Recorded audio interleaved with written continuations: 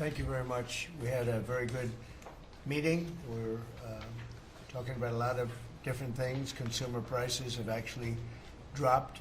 There's very little inflation. Everybody predicted a lot of inflation, very little inflation. Energy costs are down. Interest rates are probably down. They scatter, but they're probably down. Prescription drug prices are even to down.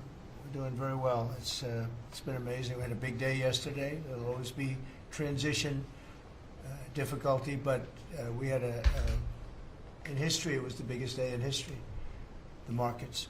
So we're very, very happy with the way the country's running. We're trying to get the world to treat us fairly. This is something that should have been done 25 years ago, and it wasn't. Should have been done 40 years ago, and it wasn't.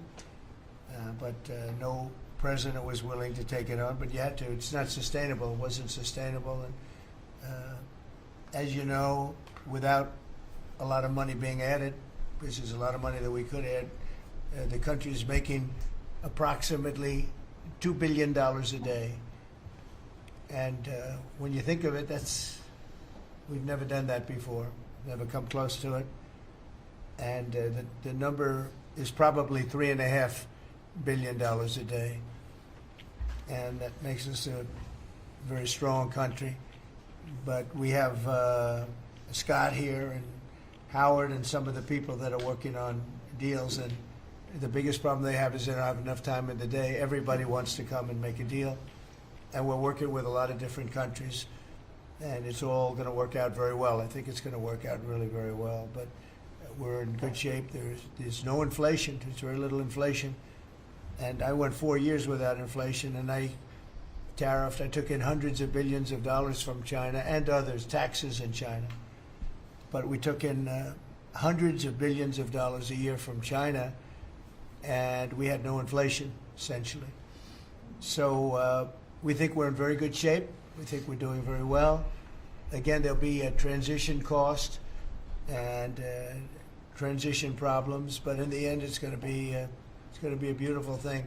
We're doing again what we should have done many years ago. We let it get out of control, and we allowed some countries to get very big and very rich at our expense, and can't let that happen. It's not a sustainable formula. So I wanted to just thank everybody at the table, and maybe I'll go around and ask some of you a little short couple of answers. Pete just got back from Panama, and he's been all over the place, and you want to give us a little report on that and whatever else you might have to say. Everyone at this table is doing an incredible job, by the way, I have to say. Incredible. And the relationships it's like they're friends. They're really, the relationships are very strong, really good, really strong. And these meetings are very good. And I think, I don't believe there's any other president that allowed the press to come into a meeting such as this. These are very sacred meetings. These are very private meetings, but we have nothing to hide. And I think it's good. I think it's a good, we want to be, a word you like to use, Jeff, is transparent. So we want to be transparent, and we'll do that by starting with Pete. Go ahead, Pete. Yes, Mr. President, we just got back from Panama last night. We were at the Panama Canal with their Southcom commander ships, F-18s, troops, and signed a couple of historic deals. One which is with the Panama Canal Authority, a framework for U.S. vessels, first and free through the Panama Canal.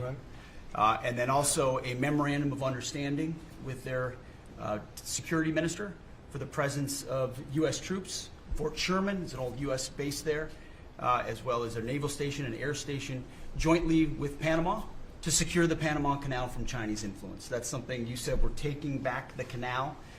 China's had too much influence. Obama and others let them creep in.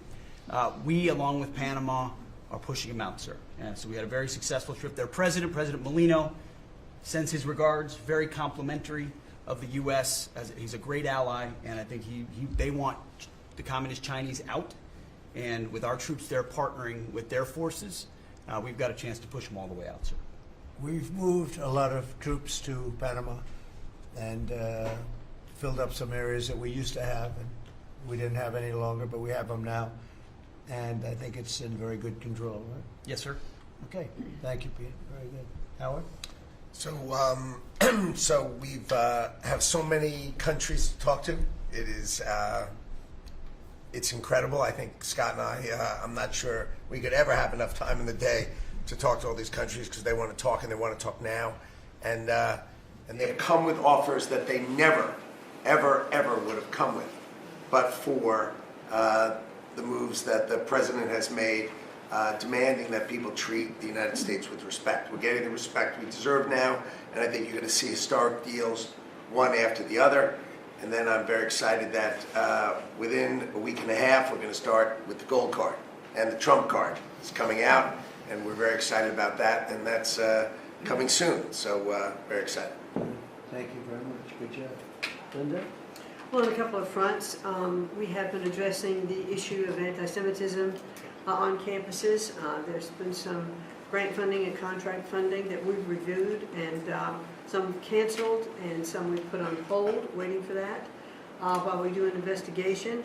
On the other side of what my responsibilities are in having education go back to the states, we're meeting and talking with governors. I was with, this week, all 50 commissioners of education around the country, and because we also want to provide them with tools and best practices as education does move back to the states. Making great progress, great response from the states, and very positive. And what about colleges? You're holding back $400 million from Columbia. From Columbia. $8 billion from Harvard. Can you imagine the money we pay Harvard?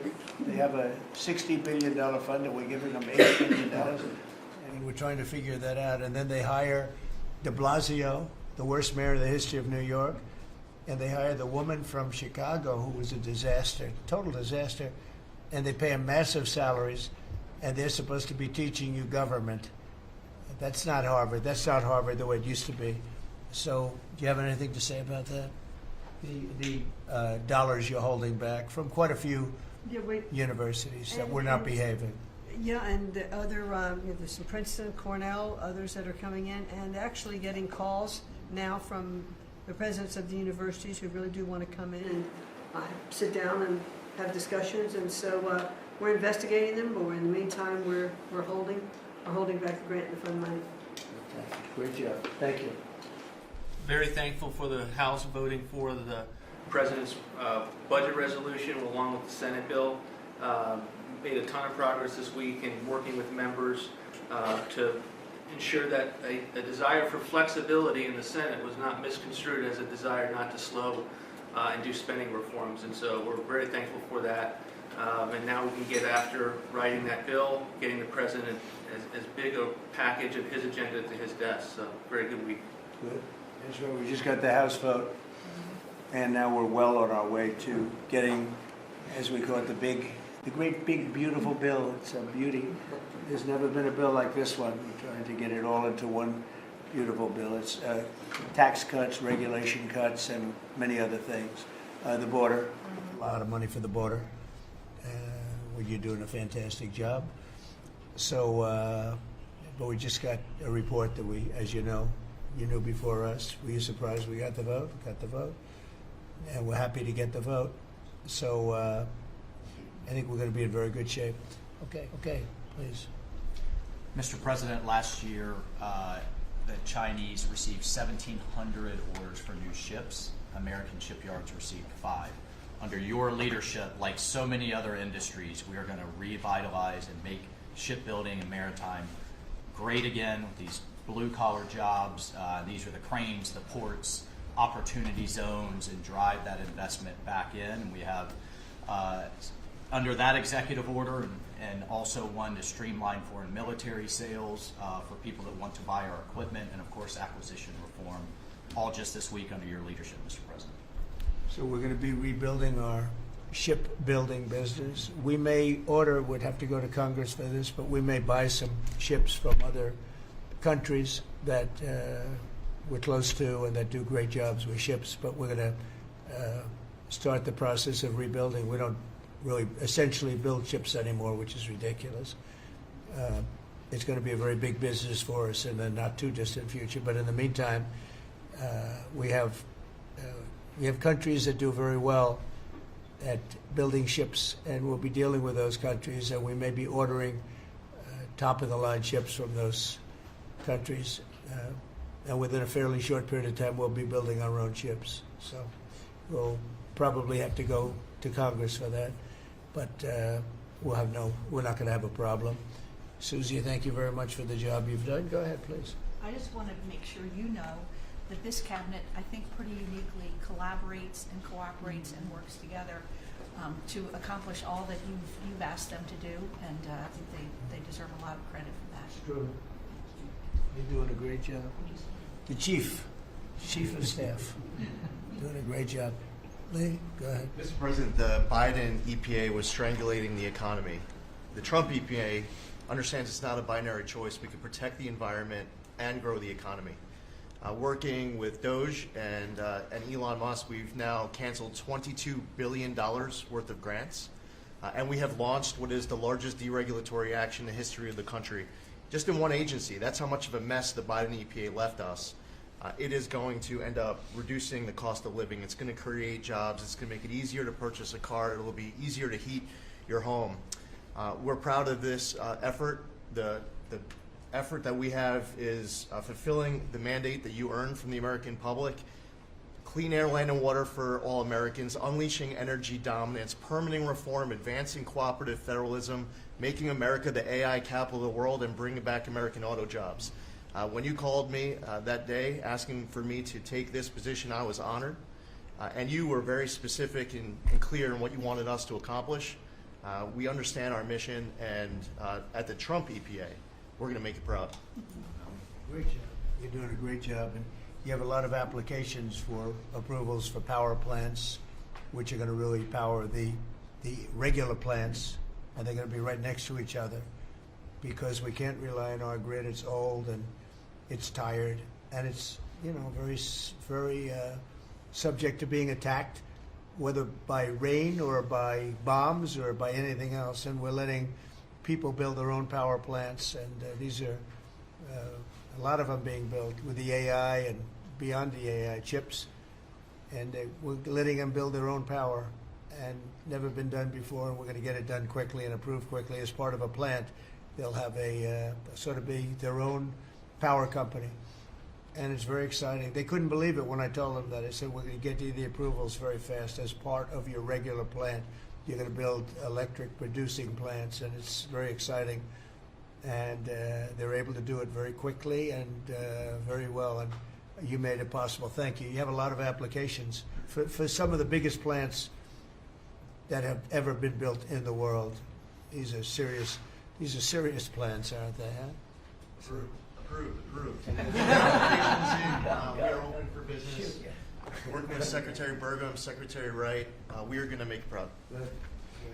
Sean? First off, Mr. President, it's Brooke's birthday today, so she keeps getting younger, so happy birthday to Brooke. Thank you. I want to thank you as well for the shipbuilding EO. Again, to build ships, we also need mariners to sail those ships. I was just up at Kings Point for the Merchant Marine Academy a couple days ago, and we have some of the greatest young men and women who are learning how to be mechanical engineers, to rebuild and fix the engines on those ships, but also how to sail ships.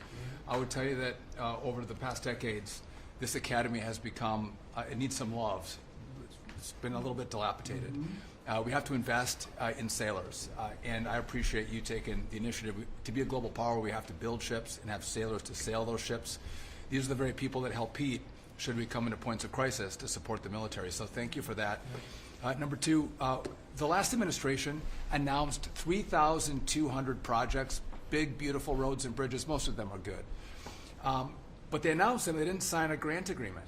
3,200, so the money doesn't go out the door to build the infrastructure in the country. And it's fun to do an announcement.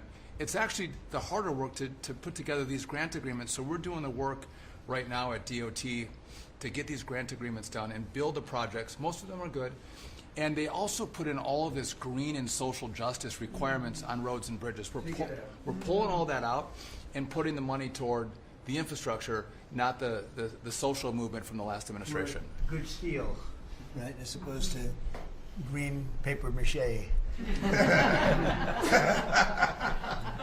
Okay, thanks. Great job. Sir, first, we are, I would say, more than friends. We've all become family, and I think that what you have assembled in your vision is a turning point and an inflection point in American history. And so just being a part of that is the greatest honor. So thank you for that. And again, just the relationships here and the honor and respect we have for each other is a reflection of you and your leadership. So I just wanted to say that first. The second thing I want to say is that on behalf of the farmers and ranchers, food security is national security. We have to be able to feed ourselves. And your idea of using tariffs along with deregulation and tax cuts, but your idea of using tariffs to ensure that we are putting forward and putting America first, no one understands that better than our farmers and our ranchers. But having said that, emerging from 4 years of Biden with a 30% increase in inputs for our farmers and ranchers, with an almost $50 billion trade deficit. When we left the first time, it was zero, meaning that they are hurting. So the period of uncertainty we're in, they know that your vision will move us into an age of prosperity for all Americans, but for my people, for the farmers and ranchers, unlike any they have seen before. And I think they are really, really excited and so grateful for your leadership. But also, you have never failed to say that you have the backs of our farmers and our ranchers. It was the first phone call that I had after I was voted with the Senate. And that message just resonates with almost an 85% support of you in the last election. They're with you. Interestingly, the biggest budget driver at the United States Department of Agriculture is not farming and ranching or agriculture, it's food stamps. And so as we emerge and embark, Secretary Kennedy and I, on your vision of making America healthy again, a massive part of that is realigning and reworking our food stamp program so that it better serves those who need it. And yeah, to the point of getting the transgender, DEI, Green New Deal out of the USDA and realigning is really important. So It's out of the thank military, you. right? Yes, sir. Is it 100% out, would you say? 99.9, sir. I'm going to get that last point. Get the one out. rest of it But thank you, sir. We've got a much different military, I will tell you. Thanks very much. Good job. And eggs are down. Eggs are Big, down. right? Yes, Big. yes, sir. Wholesale prices. Retail will come. Easter is the Super Bowl for eggs. So, you know, there may be a little fluctuation, but no, we feel really good about it. Thank you. That's what I hear. Thank you. Thank you. Good. I'd echo what Howard said on the trade queue, that we've got over 75 countries that want to come in. So it'll be Treasury, Commerce, Jameson at USTR, and we're putting a process in place. And as you said, you're going to be part of the negotiations too, because you know, I've had these countries call me up and Secretary Bessem, we're happy you're going to be negotiating. Well, President Trump's going to be involved too. Every So detail. bring your best deal on the budget. It's moving quickly in the House and the Senate thanks to your leadership. We're also going to have debt ceiling in there, so we're going to get an increase in the debt ceiling. So, and that will be the done and dusted for Part of the bill that we just got to vote on today. So part of the bill. It'll be done and dusted for 2 years. We won't have to worry about that. And then I gave a speech yesterday to 1,400 small and community bankers, and they were so happy to hear from your administration. And I told them Wall Street's done great for the past 4 years, 10 years, 20 years. It can continue doing great, but it's Main Street's turn now. And it's those small bankers through deregulation, through emphasis on Main Street, your Main Street agenda, bringing back jobs, that is going to power the smaller communities. And then finally, the bond auction went very well yesterday. We had a lot of foreigners show up as the support, showing that the U.S. is still the best place to invest. The inflation report, as you said, was quite good. And energy prices are down more than 20% since January 20th. Amazing. great. Very good numbers. Great number. Thank you. Pam? President, we've had some great wins in the last few days. That you were overwhelmingly elected by the biggest majority the U.S. Americans want you to be president because of your agenda. And the courts are ruling that you have the authority to determine how the money of this country will be spent. That's what the American citizens wanted, and that's what they're getting. An example of that Friday was the Department of Education, that you can determine how the money will be spent. No more DEI. And that impacts every agency across the board. On the civil side again, NLRB, we had a big win in the Supreme Court there. OPM, a big win there. But also 16,000 workers there. But also on the criminal side, the Alien Enemies Act, we are winning there. And you know, your directive to me was to keep America safe, and that's what we're doing. Whether it's the alien enemies, all of these gangs, and they are enemies of our country. They are terrorists, they are organized crime, they have come here, they are extremely organized, they are spread throughout our country, and they are creating terror. And no more under your directive. And that has stopped. Yesterday in South Florida, we charged 11 defendants with $500 million of pure cocaine coming into our country to kill our kids. They were caught. They will be prosecuted to the fullest extent of the law. These gang members are going back to where they came, or they're going to an El Salvador prison at your directive. And you know, you also gave us a directive to prosecute the people who are going after Tesla to the fullest extent of the law, some of the greatest police work I've seen. We've made 4 arrests. There will be no negotiations at your directive. They're all looking at 20 years in prison, and within the next 24 hours, you're going to be seeing another huge arrest on a Tesla dealership, President. And that person will be looking at least 20 years in prison with no negotiations. That's great. That's great. That will stop it. Cold. Domestic terrorism. Thanks. Doing a great job, too. Thank you very much. Lori, please. Mr. President, accountability matters. That's what we're recognizing. With our partners at the Department of Labor for Government Efficiency, just a few weeks ago, we realized there's about $4.4 billion in COVID funds that were not used, that the state coffers were just holding on to. Out of that, we've returned $1.4 billion back to the state treasury, so essentially to the American people, and we'll go back and claw the rest of those billions of dollars back. And on the heels of that, late last night, we're understanding unemployment insurance fraud. That trust needs to be whole for the American people. When we need it for who deserves it. That's not what we're seeing in the numbers that we saw last night, again, exposed by our partners at Doge at the Department of Labor. Since 2020, over $400 million of payments have gone out already. And when you hear these numbers, apparently in the United States, we have over almost 25,000 people who are over 115 years old who are collecting $59 million that we have sent out to people. Talk about fraudulent behavior.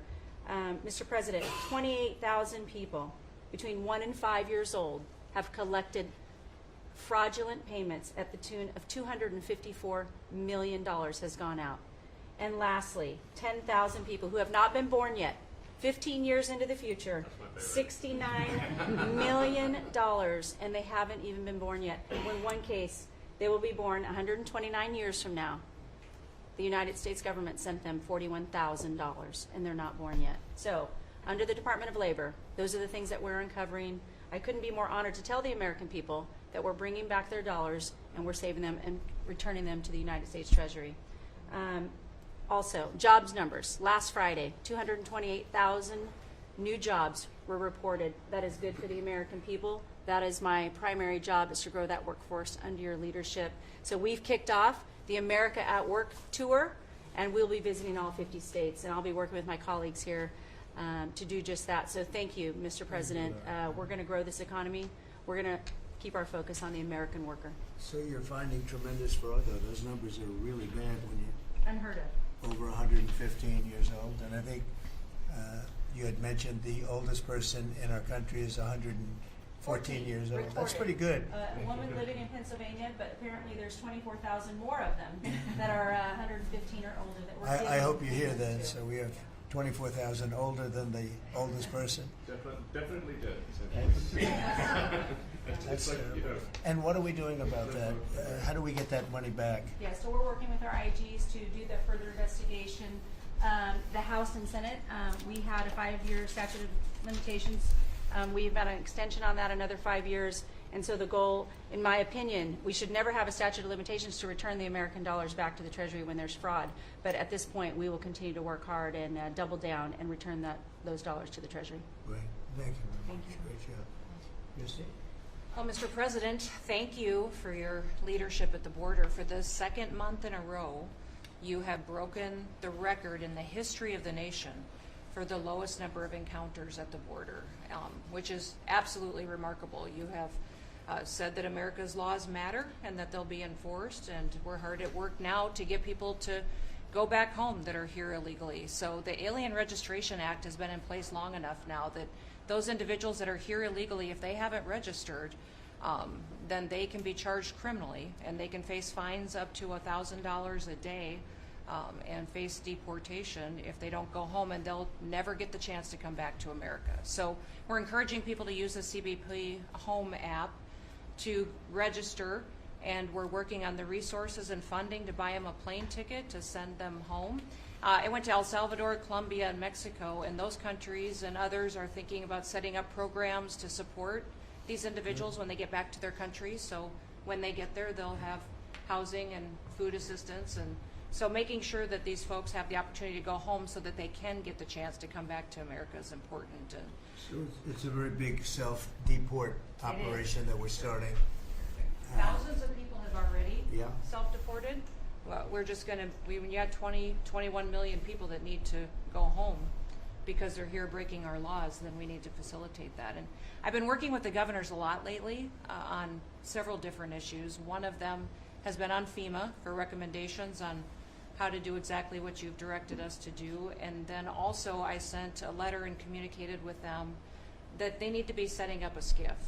Some of our governors don't have secure facilities to have national security issues. I think one of the jobs Homeland Security has is to give communication down to states, to local cities and communities. And so recommending they get a SCIF, they have secure comms with them at all times or nearby so that they can have national security conversations, and then to have somebody in their office designated that is their communications person. A lot of them have emergency management officers, but they don't necessarily have somebody designated when it comes to a national security issue that we may need to communicate with them on. And I think American people need to know that Real ID will be required to travel on May 7th. So those governors have been notified to communicate that at home. We don't want anybody to get delayed and not be able to travel when they get to an airport. And this will also help us bring integrity back to all of our IDs and how they're used for issuing driver's licenses. And governors know how I feel about making sure their driver's licensing system has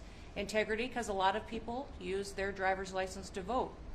And the backbone of our country and the foundation is election integrity. So we're giving all those directions to our governors and communicating that so they can lead on it as well. And we're going to work with people so that if they go out in a nice way and go back to their country, we're going to work with them right from the beginning on trying to get them back in legally. Is that right? A chance to come back. So it gives you real incentive. Otherwise, they never come back. They'll never be allowed once a certain period of time goes by, which is probably going to be 60 days. We're also going to work with farmers that if they have strong recommendations for their farms for certain people, we're going to let them stay in for a while and work with the farmers and then come back and go through a process, a legal process. But we have to take care of our farmers and hotels and various places where where they need the people. And we're going to be working with you very carefully on that. So a farmer will come in with a letter concerning certain people saying they're great, they're working hard. We're going to slow it down a little bit for them. And then we're going to ultimately bring them back. They'll go out, they're going to come back as legal workers. Okay? Yes, sir. Thank you. Which I think will be I think it's very important to do. Okay, thank you very much. Great job. Jameson, I watched you testify for the last he did couple of days. You're on every night at 3 o'clock in the morning. And you did great. You were fantastic. Thank you very much. It's just what I like to do for fun, sir. You've been keeping us very busy. Last week, you started a reordering of international trade, something that hasn't happened for 80 years, something that should have happened decades ago. And you know that. You've known that for a long time. That's why you have us all working on this. You came into an emergency situation where President Biden left us with a $1.2 trillion trade deficit. It's the largest of any country in human history, the largest. So you declared an emergency, you took You action. would say the largest in history, right? In history. There's never been anything like what he left us. He left us a mess. His whole administration was a mess. So go ahead. So you declared an emergency, you imposed a trade action, so now you have a tariff on the world, it promotes U.S. manufacturing, it protects U.S. workers, and you've also given room for negotiation during this time so we can open export markets for our farmers and other producers and American workers. And this is why the unions vote for you, this is why the workers vote for you, this is why the families want you to be the president, because you're standing up for American workers and American communities. We've had countries come in over the past couple of weeks that represent more than half of global domestic GDP, more than half. That's who's coming in to talk to you and to your advisors about how to have reciprocal trade, how to have fair trade. Would have happened without you.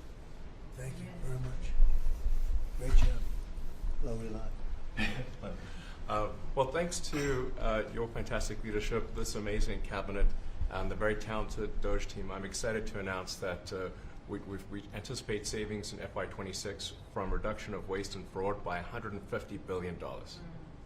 And I mean, and some of it is just absurd, like people getting unemployment insurance who haven't been born yet. I mean, I think anyone can appreciate whether, I mean, come on, that's just crazy. So, you know, some of these things, people ask me like, well, how are you going to find waste and fraud in the government? I'm like, well, actually just go in any direction. That's how you find it. It's very common. it's, as the military would say, target-rich environment. So I think we're doing a lot of good and excellent collaboration with the cabinet to achieve these savings. And it will actually result in better services for the American people, and that we're going to be spending their tax dollars in a way that is sensible and fair and good. And your people are fantastic. In fact, hopefully they'll stay around for the long haul. We'd like to keep as many as we can. They're great, smart, sharp, right? Finding things that nobody would have thought of. Very computer savvy. Yeah. We're working with hard to get the Trump Gold Card operational, hopefully in the next week or so. That'll be very exciting. It's Really exciting. That's a pathway to citizenship Yeah. into the United States. I think it's a big deal. Yep, it's a big deal. Thank you very much. Great job you're doing. Thank you, sir. Thanks to your leadership and setting the mandate of transparency and accountability across the U.S. government. I'm bringing that transparency and accountability to the intelligence community, first and foremost, to make sure that you and your cabinet have that real-time, relevant, apolitical, objective intelligence to best inform, whether it's negotiations for peace, negotiations around tariffs, the great work that you are leading around the cabinet today. Secondly, working with Department of Homeland Security and the FBI to increase our information sharing to achieve your goal of countering the narcotic trafficking and our ability to go after cartels now designated as foreign terrorists.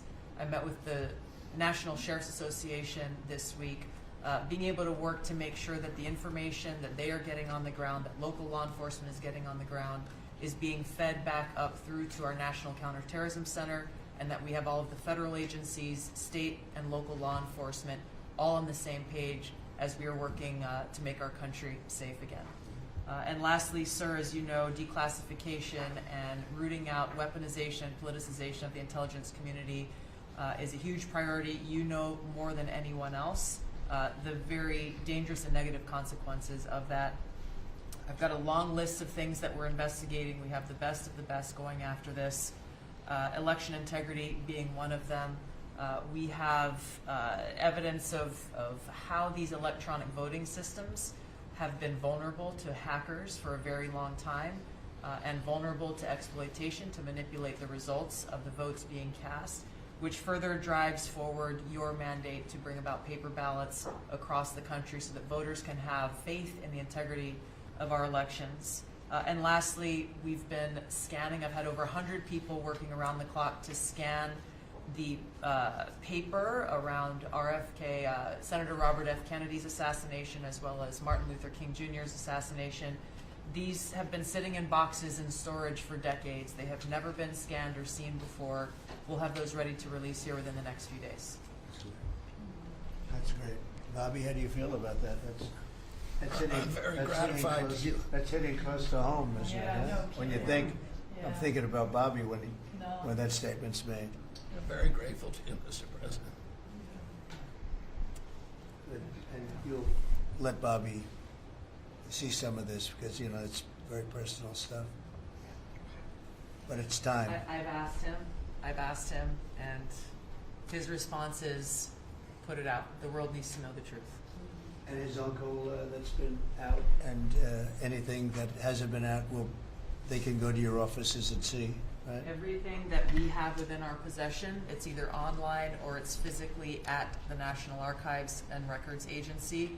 We also have hunters going out, Mr. President, and looking in the storage lockers at FBI and CIA and other agencies, specifically to find if there is anything else that has not been reported. We're actively going out and trying to search out the truth. Okay. Yeah, we want to get it all out. Yes. 100% good. Thank you very much. Good job, Dennis. Mr. President, on behalf of America's manufacturers, I want to thank you for standing up to the Chinese Communist Party and fighting for our main streets, for our workers, and for those that make things in America. I'm out on a Made in America manufacturing tour, and as I go across the country, people are grateful to have a president who's not just fighting on the tariffs fronts, but to get inflation down, to create jobs. After Biden destroyed 110,000 manufacturing jobs in just his last year, you've already brought back thousands and thousands of manufacturing jobs. So the American worker is grateful. Main Street is grateful for you. And at the agency level, we're making sure that manufacturers have access to the capital they need, but we can't do that if we're not fighting fraud. So we've modified our loan applications to have citizenship verification, to make sure we have birth dates, common sense principles around lending that the Biden administration had waived. They waived $450 million of fees in 1 year. We're restoring that for the American taxpayer. And the American taxpayer, as tax day approaches, April 15th, they need to know that this cabinet, this administration, and thank you Elon Musk and Doge for fighting for the American taxpayer to make sure that their hard-earned dollars are well spent, that they have a return on investment for this country, and that we're fighting for them just as you are every single day. So thank you, Mr. President. Thank you very much. Mr. President, we are working at HHS to advance your agenda to make America healthy again. I'm working with Lee Zeldin to reassess the fluoride rules based upon the August release by the National Toxicity Program of new science that shows a direct inverse correlation between exposure to fluoride and IQ loss, particularly in children. Lee and I were in Utah this week, to announce that Utah became the first state in the country to ban supplemental fluoride. I'm working with Brooke on, and governors now in 24 states who are advancing MAHA legislation to get soda pops off of the food stamp program, off the SNAP program. We've launched Operation Stork Speed to get the bad chemicals out of baby formula. We're working with governors across the country to get good food into the school lunch programs and to get rid of food chemical dyes and other bad chemicals that are in our food. We've shown now that this directly affects academic performance, violence in the schools, and mental health, as well as physical health. We are working with governors across the country to get cell-to-cell or bell-to-bell legislation to restrict the use of cell phones in schools, which again dramatically impacts academic performance. Today we announced a dramatic reduction in animal testing at NIH and FDA. We're going to switch over to AI, which we've now found is much more precise in identifying the impacts of toxics in various products. We're working with Elon, who's done an incredible job to eliminate the redundancies and to streamline operations at all the health agencies and to calibrate our trajectory to your agenda of making America healthy again. And finally, the CDC has done an amazing job at getting the measles outbreak under control. We have about 680 cases now in 22 states, compared to the same outbreak in Europe, which is 127,000 cases and 37 deaths. Our numbers in this country have now plateaued. And I want to thank CDC for that. And we're trying to refocus the press. We've had 3 measles deaths in this country over 20 years. And we're trying to refocus the press to get them to pay attention to the chronic disease epidemic as you've asked us to. We have now 38% of American youth are pre-diabetic. This was unknown 30 years ago. Every child that becomes diabetic, there should be a headline about them. We have 100 million adults who are pre-diabetic or diabetic. And we have, we have now, the autism rates have gone from now, most recent numbers we think are going to be about 1 in 31. 1 in 12, so they're going up again from 1 in 10,000 when I was a kid. And we are going, at your direction, we are going to know by September. We've launched a massive testing and research effort that's going to involve hundreds of scientists from around the world. By September, we will know what has caused the autism epidemic, and we'll be able to eliminate those exposures. So big. Think of that. So it was 1 in 10,000 children had autism, and now it's 1 in 31. Not 31,000, 31. That is that's a horrible statistic, isn't it? And there's got to be something artificial out there that's doing this. So you think you're going to have a pretty good idea, huh? We will know by September. There will be no bigger news conference than that. So that's it. If you can come up with that answer where you stop taking something, you stop eating something, or maybe it's a shot, but something's causing it. It can't be from 10,000 to. Can you imagine that, Marco? That's a big number. Thank you very much. You're doing great. Thank you, Bobby. Please. Well, Mr. President, one of your primary administration goals is to make sure that we unleash American energy, and of course the strategy behind that is when we do that, it helps make it more affordable for all Americans. Energy isn't just industry, it is the foundation of every other industry, whether it's food, manufacturing, clothing, transportation. And then also when we've got the ability to generate and not just be energy independent but energy dominant, then we have the opportunity to sell energy to our friends and allies versus them buy it from our adversaries. And our adversaries were funding terrorism and conflicts against our allies by their oil and gas sales that were going through a Swiss cheese set of sanctions. So with your creation of the National Energy Dominance Council, over half the people at this table serve on that. Everyone has been engaged, whether it's interactions with negotiations with other countries, with putting sanctions in place that actually work, with cutting deregulation, working on biofuels, building infrastructure for transportation. There's a whole range of things that are being tackled. But when the outcome of all that is that the Biden administration was restricting supply, you're increasing supply. When you increase supply, then prices start to come down. And we have a huge opportunity to do this. Just in interior alone, there's 500 million acres of surface, 700 million acres of subsurface, and 2.5 billion acres of offshore. And the Biden administration was trying to restrict this so that you couldn't get a timber lease, you couldn't cut a tree, you couldn't graze a cow. You couldn't develop oil and gas minerals, and you couldn't develop the critical minerals we need for our technology, for our defense industries, and to be able to help us win the AI arms race against China. So we're opening up this, and with your executive orders and your work, we've on Tuesday, historic day, you ended the war on beautiful clean coal, which has been going on since Obama took office. China gets 60% of their electricity from coal. They're opening up a They've opened up 94 gigawatts of coal in the last year as part of this AA arms race. 94 gigawatts, that's enough for 94 Denvers to be able to, 1 gigawatt per metro area like that.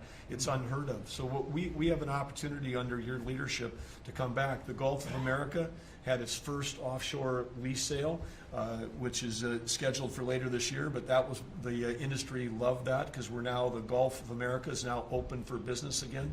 And there's as much as 7 billion barrels of oil accessible now. They've increased the upside of what they think that is. On the coal front, the estimate is the financial value of the coal in America is $8 trillion. That was an asset on the balance sheet that we've now being put back on again.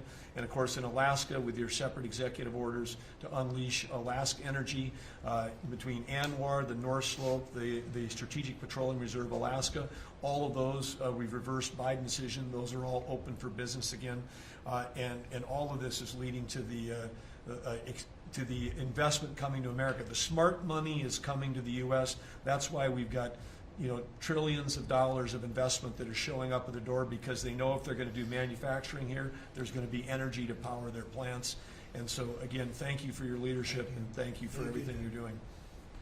Very good. Thank you. Marco?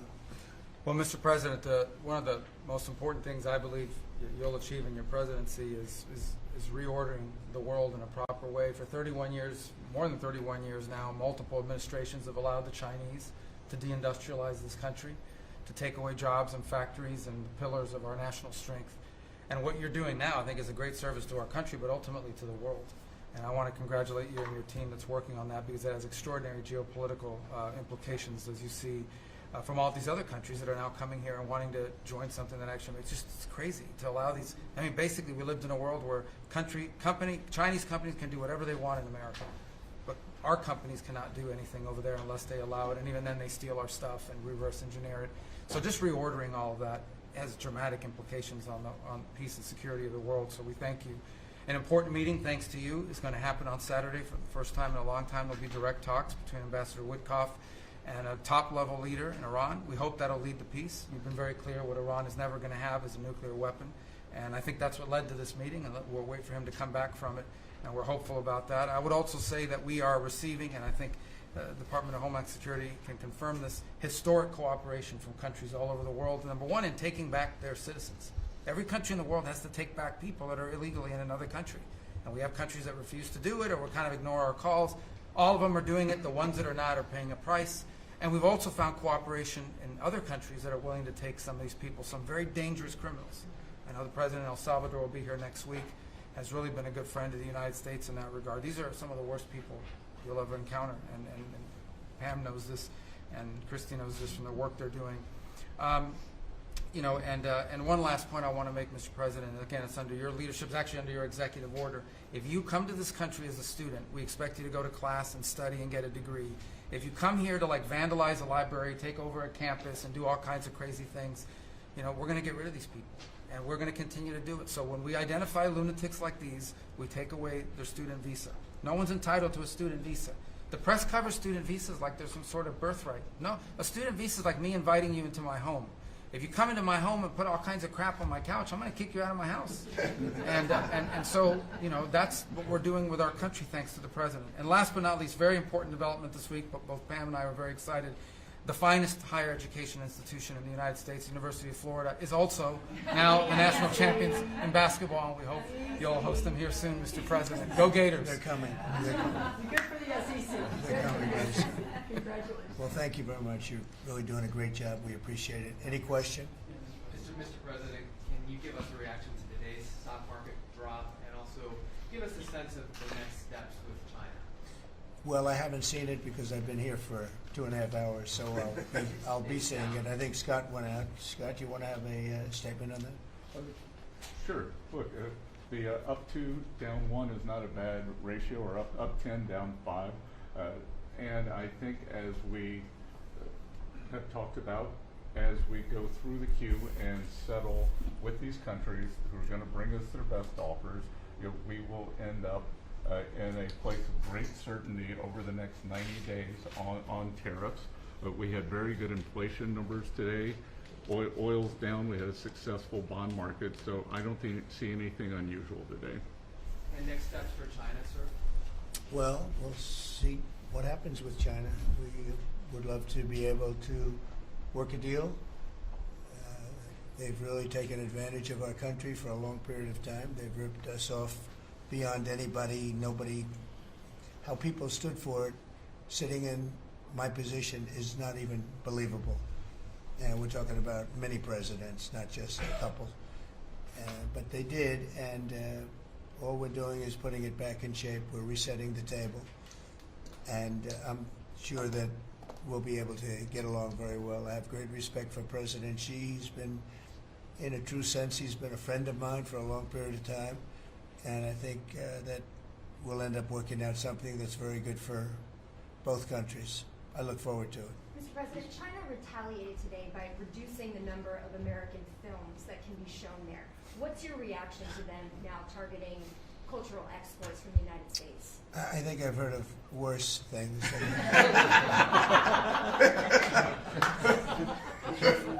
Yes, please.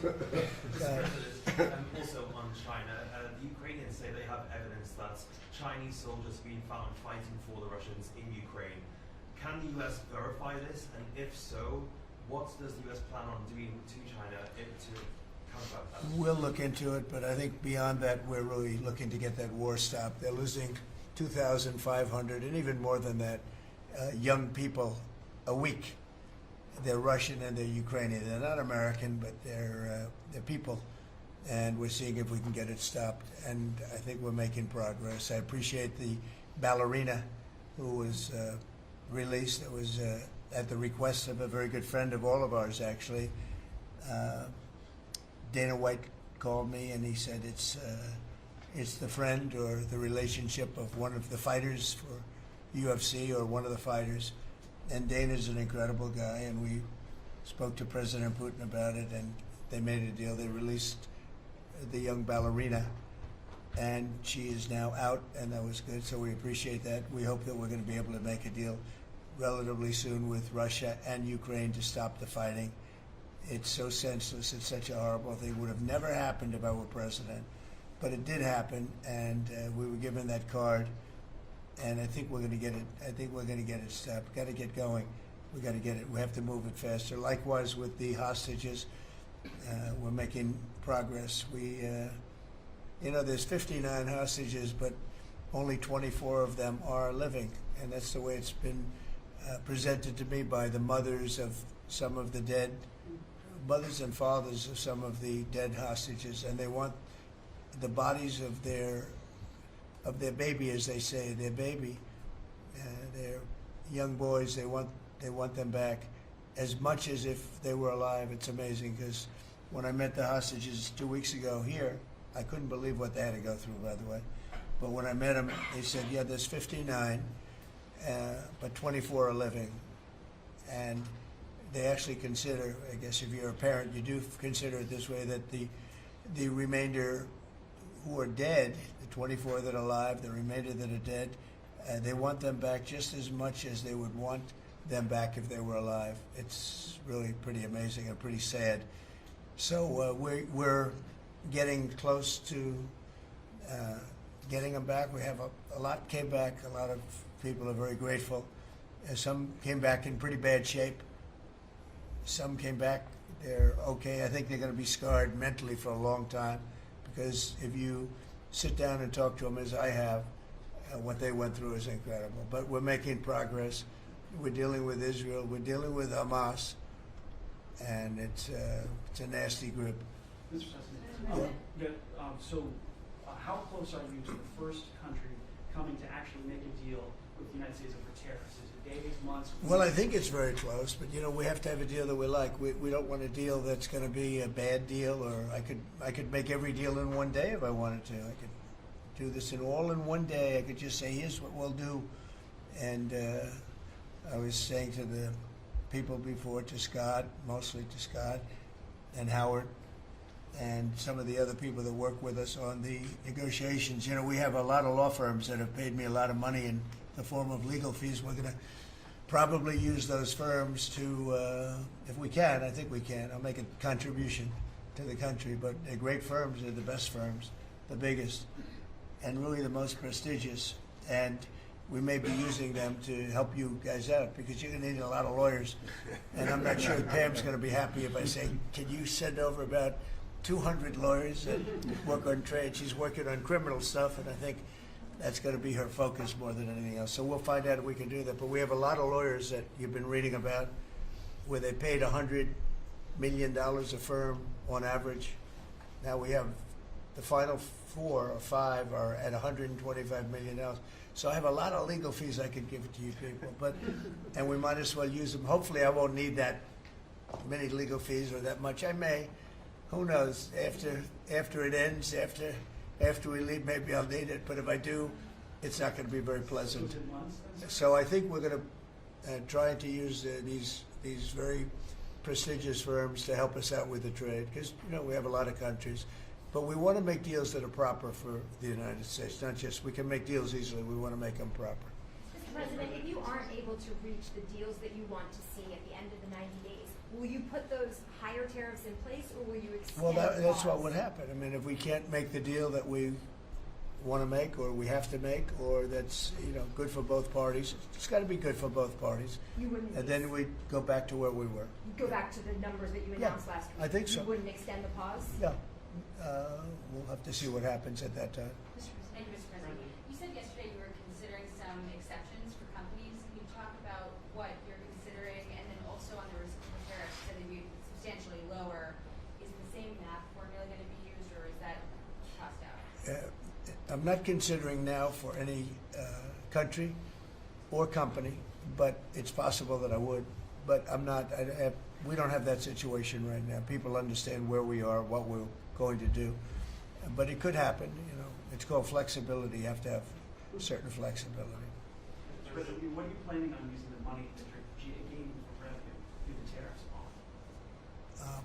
Paying down national debt, reducing taxes, creating good budgets, helping Christie with the border and all of the other things. I built hundreds of miles of wall, as people now understand, 571 miles of border wall in the first administration. But we're going to beef it up, and we're going to add more. And the numbers are incredible. Really, the numbers are what's taken place. We had great numbers, but these numbers are topping my last administration. And Christie and Tom Homan have done an amazing job. But it's an expensive process. This weekend, where they used to have hundreds of thousands of people standing there pouring through the border in Tijuana, Mexico, this weekend they had nobody. You had a man sweeping this massive piece of concrete, which is, the area where they said massive. And I've looked at that during the Biden administration. You couldn't see a piece of that concrete. There were so many people on it. You couldn't, if you had helicopter shots, you couldn't see concrete. Now, this weekend, you had nobody there but a man with a broom sweeping it and cleaning it up. Pretty amazing. Now, it's really an amazing job. But it will be used for that. It'll be used for a lot of things.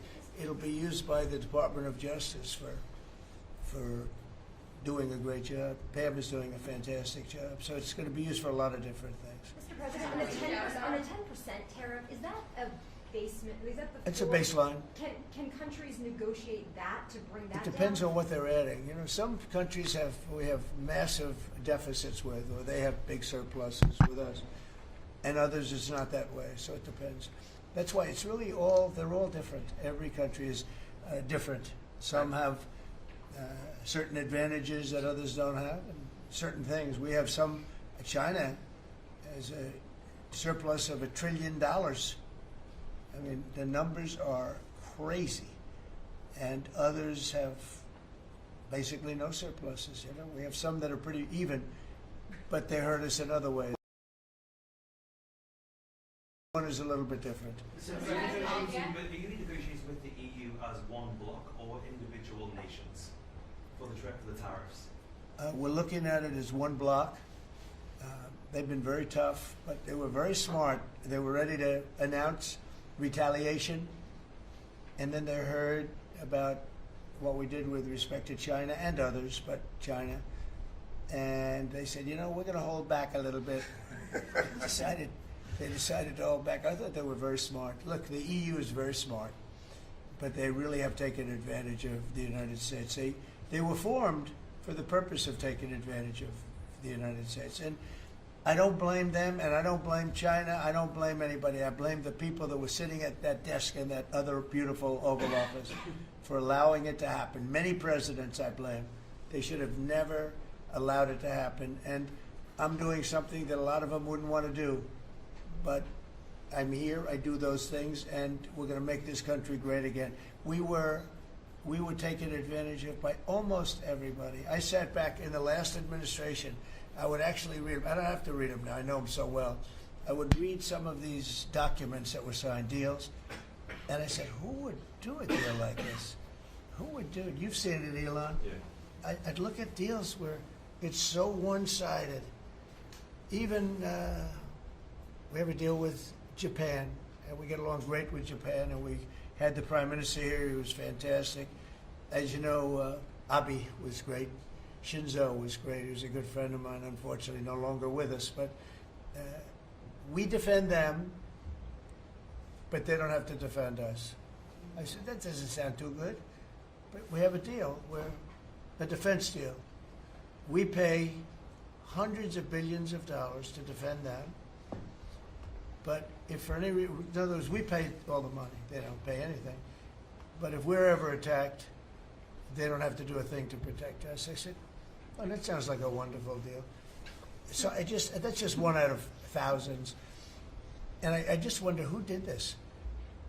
And it's people that either hate our country or didn't care, an expression that you use. I think it's really a lot of them didn't care. It's just hard to believe how bad they are. Now that's a little bit of a defensive deal, but I'm talking about trade deals, the same thing. They're so bad, you would say, how come? And even when I'd renegotiate, like I'd go to a country, they'd give me everything I asked for. I said, why didn't somebody ask for it like originally? They give me everything. I think when they were negotiating, they didn't care, or they didn't ask, or they were shy, or they were very stupid, or they hate our country.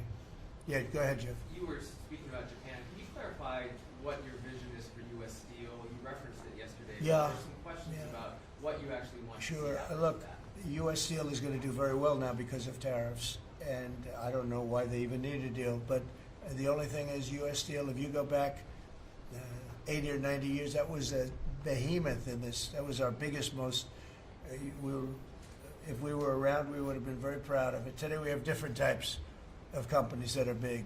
Google, it's not the same as U.S. Steel, and I love Google, and I got to like the people that run it. They're very capable people. They didn't like me so much in the first administration, but they like me a lot now. I don't know what happened, but I like them. But you know, I think they would be the first to admit when I envisioned. You look at some of those steel factories from 90 years ago. We were it was a different kind of a country, but they were miles long. Today you see just empty hulks. Those hulks are going to be filled up very soon because of what I'm doing with tariffs. It was a different kind of a thing.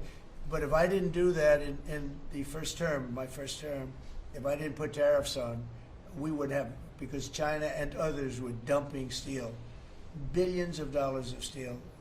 Our steel companies were all closing. Every fact, we wouldn't have one steel plant open, and now we have a steel industry that's doing very well. But soon it's going to be thriving, really thriving, and those factories are going to be filled up. But more importantly, they're going to build brand new ones. Nucor and so many other companies call me. Nucor being a big steel company, they're building massive new steel plants, and it's great. And likewise, car companies. We have many, many car companies. 3 of them. I'm not looking to hurt Mexico, and I like Mexico. And by the way, I think the new president is a terrific person, a fantastic woman.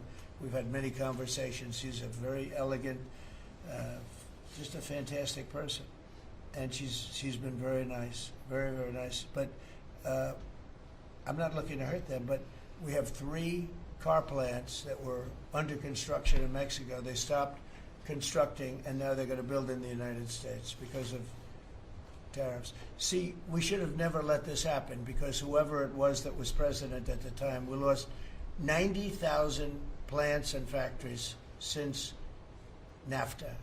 90,000.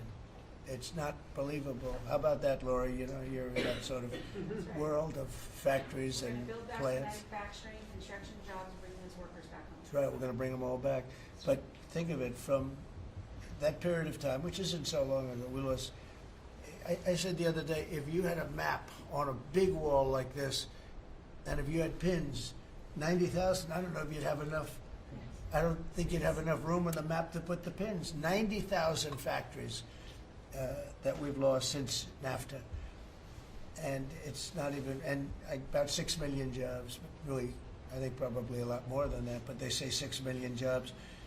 We're going to bring many of that back. I think we're going to bring more than all of it back. We're going to be better and stronger than ever before. But if a president, when they were leaving, said, look, you can leave, but if you're going to build a factory someplace else, and you think you're going to come and sell your steel or your car or any product that you make, your pharmaceuticals, which we're going to do, we're going to get them all back. But if you think you're going to just, all they had to do is say this, and they wouldn't have left. You know, I said it the other day. I said it with respect to, I made a speech a year ago, and I told them if I win, we're going to charge a big, big tariff at the border. And people were thinking about building in Mexico a car plant. And I said, we're going to have a big tariff. So if you want to build a car, you're going to have to pay 25% more than the cost of that car. You're going to have to pay 25% tariff at the border. They would have never left. They could have kept everybody. If a president said, if you leave this country, you leave Michigan, you leave Detroit, you leave anybody, any of our states, because to me they're all the same. I love them all. I love them all, and I probably won them all, but they say I won most of them, but I think I won them all, but that's okay. But all you had to say if you were the president is, if you leave and you think you're going to now fire all those workers, leave all that, everything behind, and you're going to build in another country and sell it any, and no, you're not going to. You're going to pay 50% or 100% tariff. They would have never left. And all you had to say, Marco, all you had to say very simply is, you don't have to write it down. All you have to do is say it verbally. If you leave, you're going to pay 100% tariff. Therefore, don't leave. They would have never left. But they left 90,000 plants. I mean, it's hard to believe that many. It's not, you can't envision it. So just getting back to your, because I'm the great weaver of all time. To weave, you have to be a genius. To go on tangents, anybody can do that. But we'll get back to your original U.S. Steel. U.S. Steel is a big name in this country. It's Babe Ruth is a big name. We have a lot of big names, but not too many. U.S. Steel is one of the great names in the history of our country. And normally I wouldn't mind so much. I wouldn't be thrilled with it. But to buy for a foreign country, and we love Japan, but for a foreign country to buy that cherished U.S. Steel brand, that's hard for me to do. And maybe somebody else may want it. The company Nippon that's involved with it is a big, powerful company who do a good job. But why can't they just build a plant themselves? I mean, why do they have to, take U.S. Steel? So as you know, I rejected the deal. Now they've come back in a different form. They're coming back as an investor. And, I feel better about that, I guess. But, I know them very well. I know the thinking. It's the investor. They'll invest, and somebody else maybe is sitting in this chair, and they will no longer have an investment. They'll have the whole thing. That's the way it works. Very smart. They're very, very smart people. We're dealing with very smart people throughout the world. Great geniuses, actually. Look what they've done to our country. And again, I don't blame China. I don't blame anybody. If I could have done it, if I were in that position, I'd have great respect. I have great respect for the people. They ripped off the United States, and all we had to do, have a president that knew what the hell was going on. And none of those countries would have left. Those companies, none of them would have left. So that's a little lesson in basic business. And it's really basic business. It's not complicated business. It's very basic business. and we'd have every one of those car plants going just the way they were 30 years ago. None of them would have left, but now they're coming back. Mr. President, the Labor Department has confirmed that $400 million went to fake people for unemployment benefits. Yeah. That's sort of your initial reaction. I think it's terrible. I just heard it from Lori, and I appreciate it, and you heard it from Elon's people, right? That's right. Elon's done a fantastic job. Look, he's sitting here, and I don't care. I don't need Elon for anything other than I happen to like him. But I'm telling you, this guy did a fantastic job. I don't need his car. I actually bought one because, and they said, "Oh, did you get a bargain?" No, I said, "Give me the top price." I paid a lot of money for that car. But honestly, he makes a great car. You know what I do with it? I let the people in the office drive around in it. Margot and Natalie, they're all, Chamberlain, they're all driving around the most beautiful car. It's gorgeous. But I did that as a sign of, just a show of support. Numerous people have done that. Just a show of support. Because, you know, he's done a fantastic job, but he hasn't been treated properly. Hasn't been treated properly. Yeah. Mr. President, can you talk to us about your communications with China? Has President Xi reached out at all since the terror? Well, I don't want to say who's reached out. I just say that I think it's going to work out, hopefully well. Including TikTok? They're very big. It's hard to get over, if you're me, what they've done to our country. They've destroyed our economic base to a large extent. The good news is we're very vibrant, and we're going to get it back fast. We already have. Look, we're making $2 billion a day now, and during Biden, we were losing $3 billion a day. Biden was a disaster. He was the worst president in the history of our country. And you know, to me, worse than that, because the money you can make if you have the right guy in this position, worse than that was what they did on the border. By allowing the jails of the world, not South America, all over the world, to be opened up so that we take everybody from Africa, Asia, South America, Europe, the bad ones. They opened up their jails and they dumped them in the United States. And now this beautiful young woman who seems to be, boy, she loves what she does, though. I think she loves what she does because she's a patriot. She hates to see it. And Tom and all the people. But for us to spend, you know, hundreds of billions of dollars, this is just, I don't know. They either hated the country. Who would do this? Who would want millions of people to pour through an open border? We have no idea who the hell they are. And just walk right through. And half of them, whether you like it or not, you could look at them and you could say, they are not going to help us. These are some rough people. But they'd empty out their jails, and they'd empty out their mental institutions, insane asylums, and they let them into the United States of America. And inflation we can fix, and all of the other things we can fix. We'll get it going. But this is something, it's such a horrible thing, and it's really hard. You know, we have to do deportations. Now we're doing self-deportation. We're coming up with all sorts of ideas. And they must have known it's not going to work out well. And, you know, we want people to come into our country, by the way. We need them badly for the jobs.